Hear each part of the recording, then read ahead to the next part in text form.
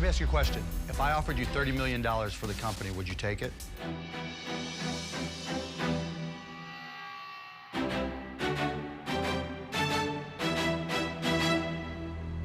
No.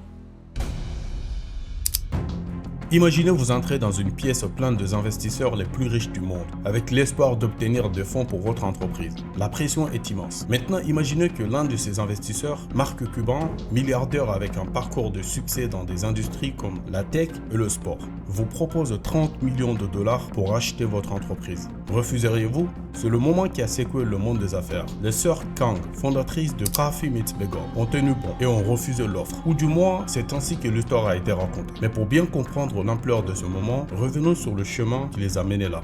Pour ceux qui ne le savent pas, Shark Tank est l'équivalent américain d'émissions comme Qui veut être mon associé en France ou Dans l'œil du dragon au Québec. C'est une émission à enjeu élevé où des entrepreneurs présentent leur idée d'entreprise à des investisseurs, qu'on les appelle les sharks ou en français les requins, dans l'espoir d'obtenir des fonds. Chaque saison, des milliers de candidats postulent, mais seuls quelques-uns sont sélectionnés après un processus rigoureux. C'est réputé pour être difficile et les entrepreneurs passent souvent des mois à peaufiner leur présentation pour décrocher cette opportunité. Mais pour les sœurs Kang, tout a été différent. Elles n'ont pas suivi la voie habituelle. En réalité, elles ont été directement approchées par les producteurs de Shark Tank, grâce à la recommandation d'un ami de Harvard, déjà passé dans l'émission. Cette connexion privilégiée leur a permis de contourner les obstacles typiques que la plupart des entrepreneurs doivent affronter. Leur produit Coffee Meets Bagel est une application de rencontre spécifiquement conçue pour offrir un espace sûr aux femmes. Elles sont arrivées sur le plateau en demandant 500 000 $ pour 5% de leur entreprise, valorisant celle-ci à 10 millions de dollars. Mais les choses ont commencé à se compliquer lorsque les Sharks ont demandé des chiffres sur leur nombre d'utilisateurs. And how many users? So right now we have several 100,000 users. Our business really ramped up. As in 200,000 or as 700,000?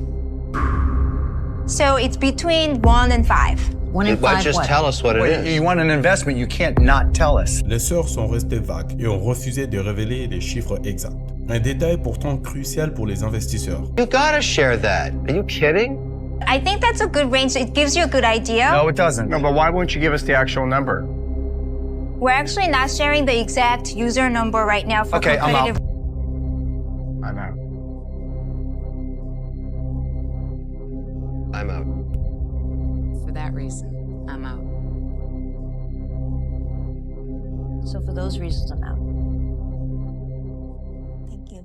Résultat, un à un, les investisseurs ont décliné l'offre. C'est alors que le moment clé est arrivé. Mark Cuban, qui n'est pas seulement un investisseur, mais l'un des hommes d'affaires les plus influents des États-Unis, leur a posé une question hypothétique.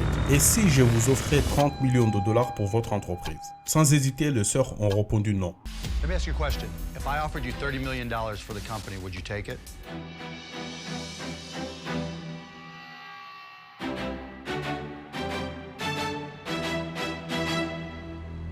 No. C'est à ce moment que l'histoire a pris un tournant. Les gros titres du monde entier ont affirmé que le sœur Kang avait refusé une offre de 30 millions de dollars de Mark Cuban, la plus grosse jamais vue dans Shark Tank. Mais voici le rebondissement. Ce n'était pas une véritable offre. Mark a rapidement clarifié que c'était purement hypothétique. Pourtant, les sœurs n'ont pas rectifié l'histoire. Elles ont laissé le public croire qu'elles avaient refusé une offre légitime de 30 millions de dollars. Et cette stratégie a fonctionné. Les sœurs ont multiplié les interviews, laissant entendre qu'elles avaient rejeté une énorme somme, ce qui a créé un véritable buzz autour de Coffee Meets Bagel. Mark Cuban, de son côté, n'a pas tardé à remettre les pendules à l'heure. Lors d'une interview, il a expliqué que son offre n'était jamais sérieuse et qu'elle savait que c'était pas une vraie offre. Mais elles ont laissé les gens penser que ça l'était. I sat there and I said, hypothetically speaking, right, if I offered you $30 million, right, would you take it?